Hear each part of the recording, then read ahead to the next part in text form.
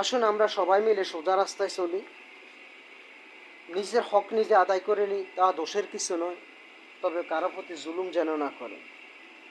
অতীতে যত জালিম জুলুম করেছে, জালিমদের পতন হয়েছে এবং জালিমদের পতন হবে, এতে কোনো সন্দেহ নেই। অতীতে যত জালিম ছিল, বড় বড় জালিম, শক্তিশালী জালিম, সব জালিমের কিন্তু পতন হয়ে গেছে না। এখনও কিন্তু জালিমের পতন হবে, হয়তো একদিন আগার পর। কিন্তু সমস্যা হলো কিছু নিরীহ মানুষ কিন্তু কষ্ট পাইতে আছে। আল্লাহ জালিমদের পতন করবে, জালিমদের পতন আল্লাহ করবেই। আজ হোক কাল হোক, আল্লাহ জালিমদের পতন করবেই ইনশাআল্লাহ। আসুন আমরা সবাই পাপ বন্ধ করে দিই। আমরা যদি পাপ বন্ধ করে দিই, আল্লাহ আমাদের প্রতি রহমত করবে।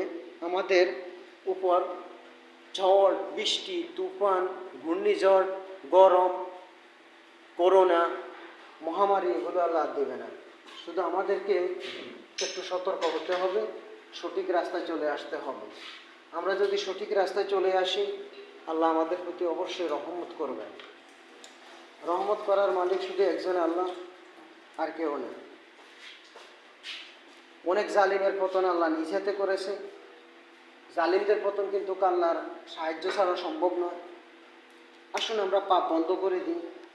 এখন বর্তমানে নোয়াখালী, ফেনী, লক্ষ্মীপুর ছেড়ে এখন বলা অন্যান্য ডিস্ট্রিক্টের দিকে এখন বন্যা পরিস্থিতি বহুত খারাপ যাইতেছে।